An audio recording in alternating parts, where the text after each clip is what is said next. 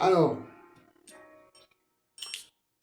comme j'ai dit, je vais mettre l'emphase sur ce qu'a dit les séraphins. Les séraphins qui étaient là, au-dessus du Seigneur, l'Éternel, le Dieu des armées, criaient quelque chose dans ce temple. Ils criaient quoi? Le passage nous dit qu'ils criaient l'un à l'autre. Saint, Saint, Saint est l'Éternel des armées. Toute la terre est remplie de sa gloire. Amen. Waouh! Lorsque j'ai entendu ça, j'ai dit waouh! Mais j'ai médité ces paroles. Ésaïe a vu ça. Il a vu le Seigneur, le roi de l'univers, le Dieu des armées, sur son temple, sur son trône, dans le temple, on dit la parole de Dieu. Et il a vu ces séraphins crier « Saint, Saint, Saint est l'Éternel des armées ». Il a entendu les séraphins dire ça. Les séraphins qui se tiennent dans la présence de Dieu, devant le trône de grâce, entendent les intentions de Dieu. Ils savent qui est Dieu. Il dit que ces séraphins-là, ces anges-là, avaient 6 ailes, 2 dont ils se couvraient le visage, 2 dont ils se couvraient les pieds et 2 qui se servaient pour voler. Mais ils disent, Saint, Saint, Saint est le Dieu de l'éternité, le Dieu des armées, celui qui commande son armée, l'armée céleste et l'armée terrestre. Mais ils vont dire une chose, ces séraphins, ils vont dire toute la terre est pleine de sa gloire. Waouh! J'ai réfléchi un instant à ça. Pourquoi ces séraphins disent la terre, toute la terre est pleine de sa gloire? Et lorsque je pense, j'observe, finalement la terre sur laquelle je suis n'est pas remplie totalement de sa gloire. Oui, la terre n'est pas totalement remplie de sa gloire. Alors pourquoi ces séraphins disent toute la terre est pleine de sa gloire? Posez la question au Seigneur. Pourquoi ces séraphins disent ça? Je dis, Saint-Esprit, pourquoi ces séraphins disent ça? Ça m'a poussé à la réflexion, à réfléchir là-dessus. Et jusqu'à que l'Esprit de Dieu m'éclaire. Alléluia. L'Esprit de Dieu amène un éclairage. Lorsque je méditais, je pensais à ces choses-là. Ces séraphins qui se tiennent dans la présence de Dieu, lorsqu'ils disent Saint, Saint, Saint est l'Éternel, le Dieu des armées, il dit que toute la terre est pleine de sa gloire. Alléluia. Ça veut dire que ces séraphins-là ont la foi. Ces séraphins-là croient. Ils ont cette certitude, cette conviction intérieure que la terre est pleine de la gloire de Dieu.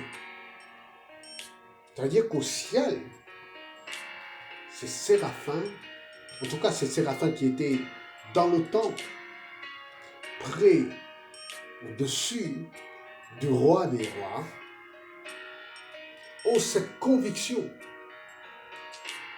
que la terre est pleine de sa gloire. Toute la terre est pleine de sa gloire. Les séraphins voient ça. Waouh, waouh, waouh, ça dépassait mon entendement. Mais pourquoi ils disent ça? La parole de Dieu nous dit une chose. Et Jésus, notre Seigneur, nous apprend une chose. Quand il a dit, quand vous priez, il a donné cette trame. Comment s'approcher du Père, comment prier le Père, comment avoir cette communion avec le Père. Et il va dire, je veux dire notre Père qui est aux cieux. Il va dire que c'est au Père qu'appartiennent le règne, la puissance et la gloire pour l'éternité. Ça veut dire que dans le temps dans lequel nous sommes, dans le siècle dans lequel nous sommes, le roi, l'Éternel, le Créateur, l'Éternel, le Dieu des armées, c'est à lui qu'appartiennent le règne, la puissance et la gloire. Dans notre temps, parce que ça l'appartient pour l'éternité. L'éternité n'est pas limitée par le temps.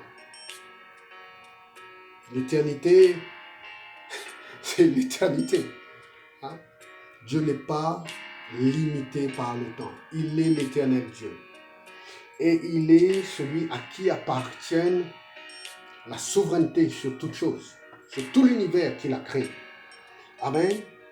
Et ce séraphin dit, la terre est pleine de sa gloire.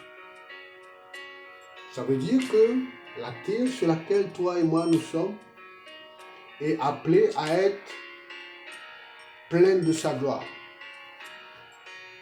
Peut-être certains endroits, nous ne voyons pas la gloire de Dieu se manifester. Mais je suis venu dire, parce que Jésus, qui est la parole incarnée, la parole faite chair, la parole qui s'est fait homme, pour venir dans ce monde et implanter le royaume des cieux, le règne de Dieu sur terre. Hein? Jésus est venu, il a dit, le royaume des cieux s'est approché, le règne de Dieu s'est approché, le règne de celui qui règne dans les cieux et sur toute la terre s'est approché. Et il a instauré, il a implanté le règne de Dieu sur terre. Alléluia. Je dis que Jésus, il y a 2000 ans, a implanté le royaume des cieux, le règne de Dieu sur terre. Pour ça, les évangiles nous disent que Jean le Baptiste, le précurseur du Messie qui est venu avec l'esprit, la puissance d'Élie, il a dit que repentez-vous car le royaume des cieux est proche. Le royaume des cieux est là. Dans notre version, il dit le royaume des cieux est là. Parce que quelqu'un était venu implanter ce royaume, ce gouvernement du roi de l'univers. Et Jésus est venu. Et il a implanté le royaume de Dieu, le règne de Dieu sur terre, le royaume de lumière, le royaume de paix, de justice. Amen. Parce que nous pouvons vivre avec ce roi qui est éternel et nous pouvons rentrer dans l'éternité avec lui, nous pouvons rentrer dans sa présence et nous pouvons vivre dans sa présence, dans son royaume. Amen. Pour ça, les Écritures nous disent que le royaume des cieux s'est approché. Le royaume des cieux. Alléluia. Et comme je l'ai dit, toute la terre est pleine de sa gloire. Jésus est l'image du Dieu invisible. Il est le reflet de sa gloire. Il est venu aussi implanter la gloire de Dieu sur terre. Il est venu implanter la gloire de Dieu sur terre. Alléluia. Pour ça, Jean, l'apôtre Jean dit qu'il a passé du temps avec le Seigneur Jésus. Il va parler, il va dire que même dans son épître de Jean, il dit au commencement était la parole. et la parole était avec Dieu. Ça, il dit ça dans le livre de Jean, l'évangile de Jean. Mais dans l'épître de Jean, il va dire que celui qui était là dès le commencement, celui qui a créé toutes choses, il était avec nous et nous avons contemplé sa gloire. Il a contemplé la gloire de Jésus, Jésus le Fils de Dieu. Parce qu'il dit, car personne n'a jamais vu Dieu, mais le Fils qui est dans le sein du Père est venu et l'a révélé. Amen. Et les disciples, Jean dit, et nous avons contemplé sa gloire. Il dit quoi? Jean dit, il a contemplé, lui et ses disciples, les apôtres, ont contemplé sa gloire. La gloire de qui? Du Fils unique de Dieu. Jésus, Yeshua. Ils ont contemplé sa gloire. Amen. Parce qu'il est l'image du Dieu invisible. Il est le reflet de sa gloire. Pour ça, Jésus, il a dit lorsque ses disciples, il a dit à ses disciples, un des disciples a osé demander au Seigneur, a osé dire à Jésus, Seigneur, montre-nous le Père et nous te croyons. Et Jésus a pris la parole, il a dit, ça a choqué certaines personnes, et même, je crois que quand je veux dire ça, certaines personnes ne vont pas saisir ça. Mais Jésus a répondu. Lorsque quelqu'un de ses disciples a dit, montre-nous le Père et nous allons te croire. Jésus a répondu, mais il y a si longtemps que je suis avec vous. Il y a si longtemps que je suis avec vous. Et cependant, vous ne m'avez pas vu. Il va dire, croyez-moi, je suis dans le Père et le Père est en moi. Amen. Jésus a répondu, il y a si longtemps que je suis avec vous. Ça veut dire que celui qui a vu Jésus a vu le Père. Amen. Oui. Celui qui a vu Jésus a vu le Père. Et Jésus a dit, je suis dans le Père et le Père est en moi. Ça a dépassé leur entendement. Ah là là. Que le Saint-Esprit t'ouvre l'esprit pour que tu puisses saisir la révélation qui vient d'en haut. La révélation au sujet de notre Dieu, la révélation au sujet de Jésus notre Seigneur. Amen. Alors je reviens, ces séraphins-là qui disaient, la terre est pleine de sa gloire.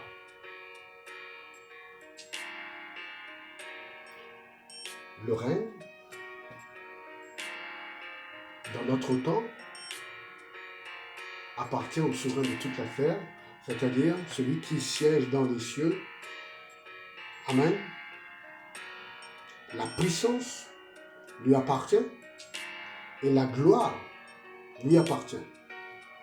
Mais vous savez, sur cette terre,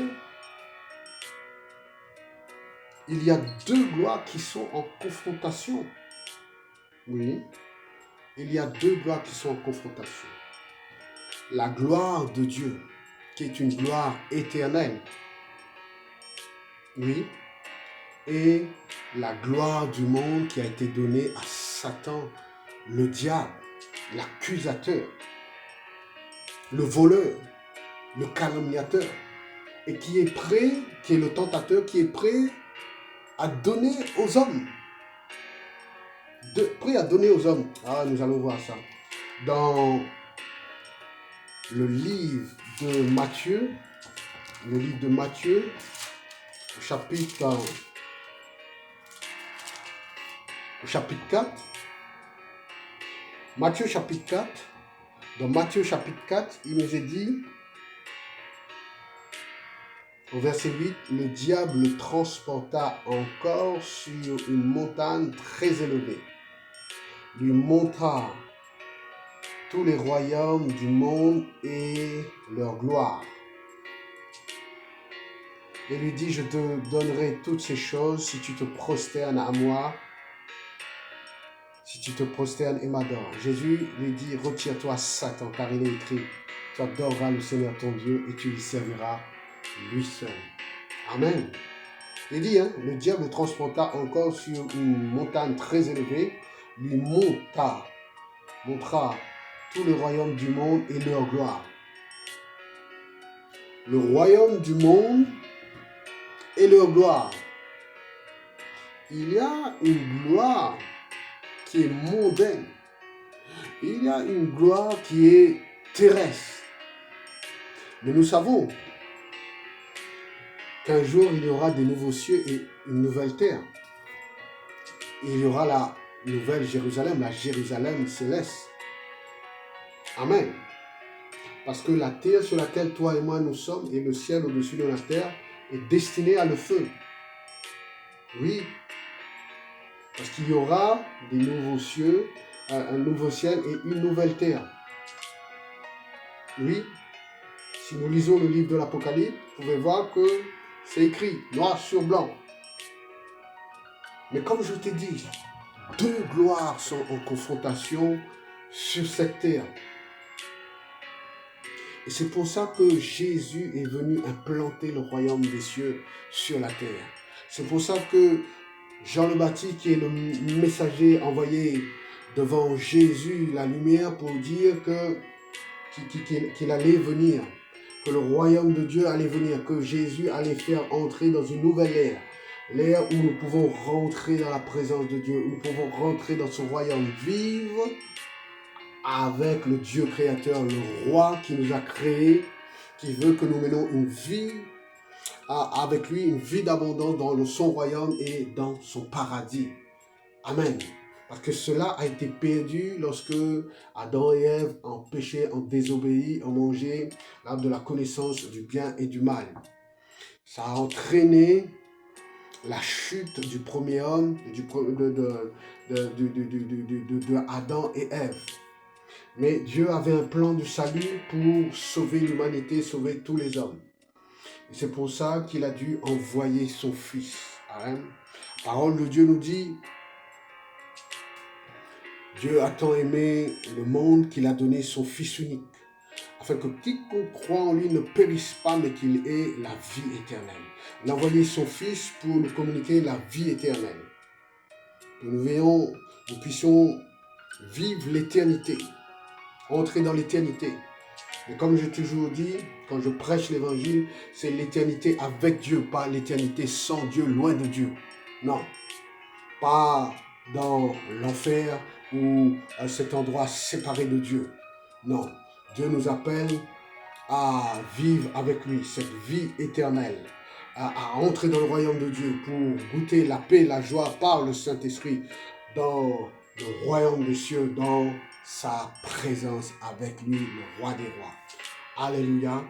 Comme j'ai dit, ces séraphins ont dit, la terre est pleine de sa gloire. Et c'est pour ça que nous annonçons la bonne nouvelle du royaume à cette génération, de génération en génération, en tout cas avant la venue du Seigneur. Nous annonçons la bonne nouvelle de Jésus, la bonne nouvelle du royaume des cieux, parce que nous pouvons rentrer dans le royaume des cieux.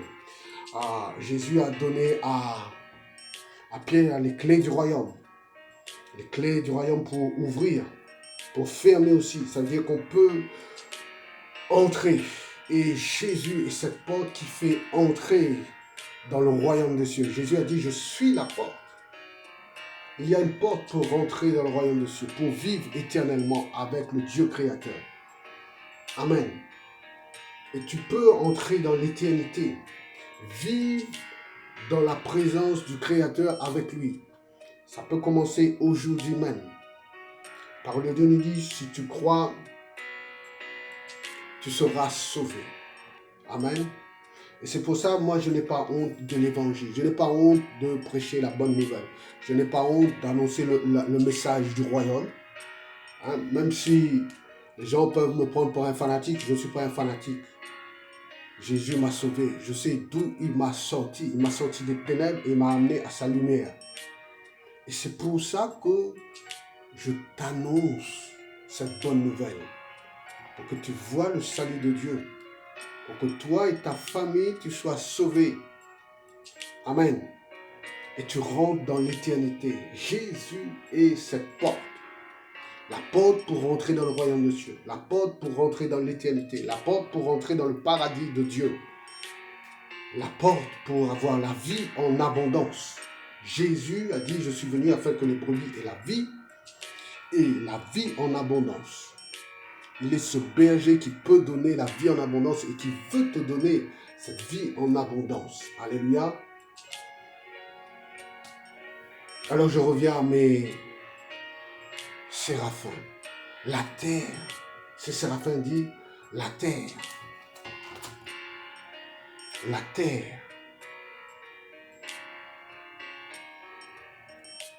toute la terre est pleine de sa gloire. La terre est appelée à être remplie de la gloire de Dieu. Parce que c'est au Père créateur, au Roi des rois, au Seigneur des seigneurs, qu'appartiennent le règne, la puissance et la gloire pour l'éternité. Alléluia. Et il veut manifester sa gloire. Jésus va dire à quelqu'un de sa famille, Marthe ou Marie, lorsque son frère était décédé, il va dire, si tu crois, tu verras la gloire de Dieu. Dieu veut te montrer sa gloire. Et j'annonce que la gloire qui appartient à Dieu mon Père, au Père créateur, cette gloire veut se manifester dans ta vie. Il veut que tu saches que c'est à lui qu'appartiennent le règne, la puissance et la gloire sur tout l'univers. Sur les cieux des cieux, le premier ciel, le deuxième ciel, sur la terre, sur le temps, l'espace, la matière, la vie, sur toutes choses. Parce qu'il est le Créateur qui a amené toutes choses à l'existence au travers de sa parole. La gloire lui appartient. Il veut manifester sa gloire dans ta vie. Amen. Si tu crois, tu verras la gloire de Dieu. C'est ce que Jésus a dit à Marthe ou à Marie. Et cette femme a dit, oui, je crois. Alors si tu crois, la gloire de Dieu va venir sur toi, va venir dans ta vie et se manifester, afin que tu saches que le Dieu de gloire s'est approché de toi et que c'est à lui qu'appartient la gloire pour l'éternité et qu'il manifeste sa gloire. Vous savez, la gloire de Dieu révèle qu'il est Dieu, au-dessus de tous les autres dieux, qu'il est celui qui sauve. Vous savez, Moïse a dit, fais-moi voir ta gloire. Moïse a dit ça à Dieu, au Dieu qu'il est apparu sur la montagne de Dieu à Horeb. Il a dit, fais-moi voir ta gloire. Dieu l'a dit, ok, il l'a amené dans le creux d'un rocher. Et Dieu l'a couvert et Dieu a proclamé son nom. Dieu a proclamé devant Moïse qu'il est l'Éternel. Il a dit l'Éternel, le Dieu de l'éternité, Dieu miséricordieux et compatissant, Dieu lent à la colère, riche en bonté et en fidélité, qui pardonne les péchés. Amen. Dieu a proclamé son nom. Moïse a dit, fais-moi voir ta gloire. Et Dieu proclame son nom. Et il dit qu'il est ce Dieu éternel. Il est l'éternité. Il est miséricordieux. Ça veut dire qu'il fait miséricorde. Il est compatissant. Il est lent à la colère. Il est riche en bonté, en fidélité. Il pardonne le péché, l'iniquité. Comme j'ai dit tout à l'heure avec le prophète Isaïe. Isaïe a reçu le pardon de ses iniquités. Et son péché a été expié. Et Dieu pardonne, il est miséricordieux lorsque nous venons à lui avec un cœur repentant. Et il nous fait voir sa gloire. Alléluia. Si tu crois, tu verras la gloire de Dieu. Moïse désirait voir cette gloire. Et je sais que pendant que tu écoutes mon enseignement, en tout cas ce message, Dieu veut te démontrer sa gloire. Qu'il est ce roi de gloire. Qu'il est celui qui fait grâce. Il est celui qui fait miséricorde. Il est ce Dieu qui est compatissant, qui veut s'approcher de toi, démontrer sa gloire dans ta vie. Il veut toucher ta vie, afin que tu saches qu'il est Dieu, qu'il est ton Père qui est dans les cieux. Amen. Même si sur cette terre, deux gloires sont en confrontation, mais c'est à notre Père.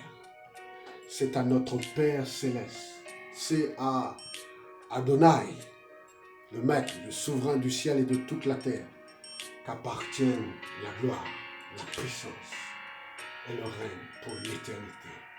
Alléluia. J'aimerais prier pour toi afin de relâcher la gloire de Dieu sur ta vie. Alléluia. Père Céleste, que toute personne qui vont écouter et qui ont écouté cet enseignement, ce partage, que tu le bénisses, que ta main soit étendue sur eux, que ta gloire vienne dans leur vie. Je prie pour que ta gloire resplendisse autour d'eux, dans leur vie. Révèle ta gloire. Père, j'appelle la manifestation de ta gloire dans leur vie. Père, ta gloire est venue à envahir le tabernacle sur l'ancienne alliance. Ta gloire est venue et a rempli le temple. Que ta gloire descende. Que ta gloire visite les personnes qui vont regarder cette vidéo. Que ta gloire, Kabod, descende et révèle que tu es Dieu. Révèle ta miséricorde. Révèle ta compassion. Révèle ta bonté. Que ta gloire resplendisse dans la vie de quelqu'un. Révèle-toi, ô Dieu Tout-Puissant, toi qui es le Créateur. Manifeste ta bonté à quelqu'un. Que ta gloire révèle que tu es le Dieu Tout-Puissant. Change la vie de quelqu'un. Change les événements de sa vie. Viens faire un miracle dans la vie de quelqu'un. Guéris quelqu'un qui a besoin de guérison parce que tu es le Dieu qui guérit, qui change le mal en bien. Tu es le Dieu qui pardonne les péchés. Et tu es le Dieu qui pardonne les iniquités. Et tu es le Dieu qui guérit. Guéris quelqu'un. Parce que tu es le Dieu qui guérit. Tu es El Rapha, le Dieu qui guérit. Guéris celui qui a besoin de guérison. Père, je te présente ces personnes au nom de Jésus. Vous savez, je dis que l'ange Gabriel va venir dire à Zacharie dans les évangiles, il est écrit, il nous est dit que l'ange Gabriel va dire à Zacharie qui était un homme de bien, lui et sa femme servaient le Seigneur. Ils aimaient le Seigneur, mais ils servaient le Seigneur. Le sort est tombé sur Zacharie pour porter le sacrifice des parfums dans le temple. Zacharie priait Dieu. Élisabeth, sa femme, était stérile. Il y avait un problème dans sa santé. Ils étaient avancés en âge, nous dit les Écritures. Mais là où est-ce que je veux en venir? L'ange Gabriel qui se tient devant le roi, l'Éternel des armées, le Dieu qui est assis sur ton trône, le Dieu tout-puissant, parce que notre Dieu est le Dieu tout-puissant. Quelqu'un a besoin d'entendre ça. Je dis notre Dieu est le Créateur, Elohim, oui, mais il est le Dieu tout-puissant, qui peut toutes choses, alléluia, et rien ne lui est impossible. C'est dans le livre de Luc, chapitre 1, verset 37, vous pouvez trouver ça. Nous révéler que rien n'est impossible au Créateur, le Dieu Tout-Puissant. Que ce qui est impossible à l'homme est possible au Dieu Créateur. Alléluia. Alors, Zacharie priait Dieu pour sa femme qui ne pouvait pas enfanter, qui avait un problème de stérilité. Mais l'ange Gabriel va dire quelque chose à Zacharie. Pendant que Zacharie servait dans le temple, Zacharie, l'ange va lui saluer, il va dire, Zacharie, je me tiens devant Dieu. L'ange Gabriel se tient devant le roi, l'Éternel des armées, devant le Dieu qui est assis sur son trône, qui règne dans les cieux et sur toute la terre. Il va dire, j'ai été envoyé, j'ai entendu les intentions de Dieu. Et ce Dieu-là, assis sur ton trône, m'a envoyé pour te dire que ta femme va enfanter. Même Esaïe est en train de penser, oui, mais ma femme est stérile. Mais l'ange ramène ce message, rien n'est impossible à l'Éternel Dieu. Rien n'est impossible à l'Éternel Dieu. Ça veut dire qu'au ciel, dans les cieux, rien n'est impossible à Dieu. Mais cet ange-là amène ce message, cette bonne nouvelle à Zacharie. Amen. Cet homme qui servait Dieu, qui priait Dieu. Et l'ange Gabriel va dire, mais ce que je t'annonce là, ça va s'accomplir.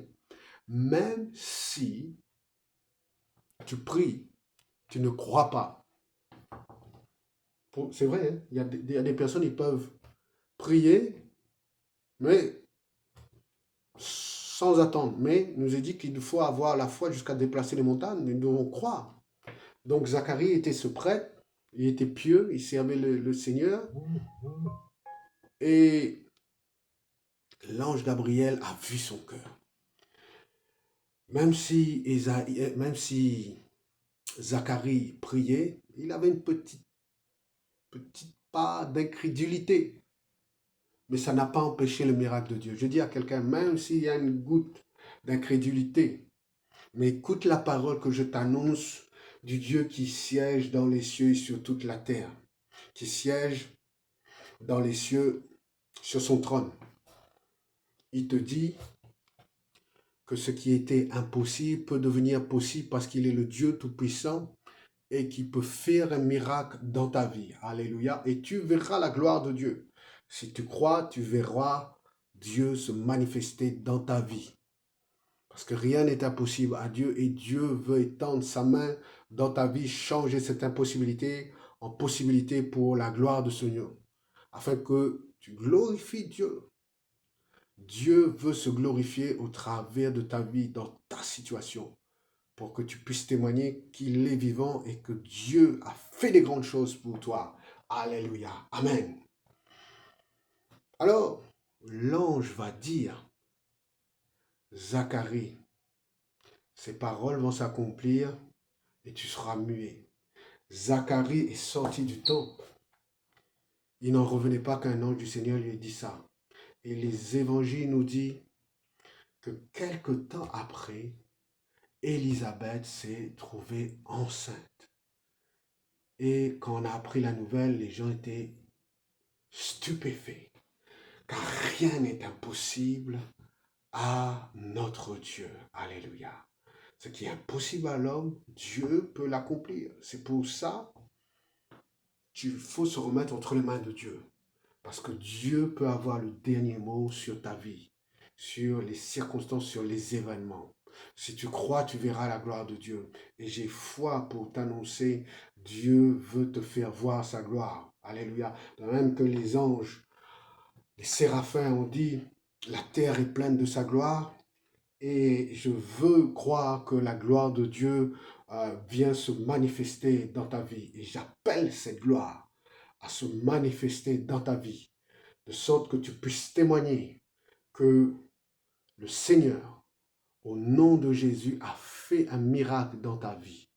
Ce que tu ne pensais pas qu'il était possible humainement par une main puissante, par la main de Dieu, par la grâce de Dieu, cette chose s'est passée.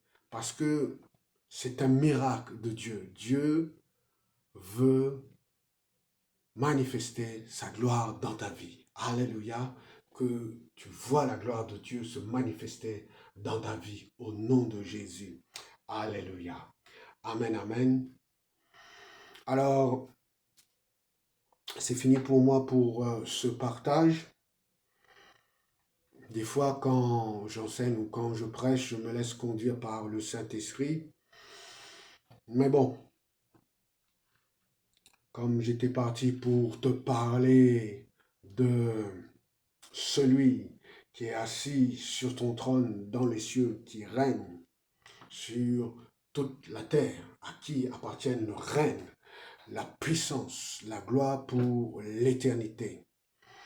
Et je conclurai en te disant, si tu crois, tu vas voir la gloire de Dieu. De même, ce Séraphin dit, toute la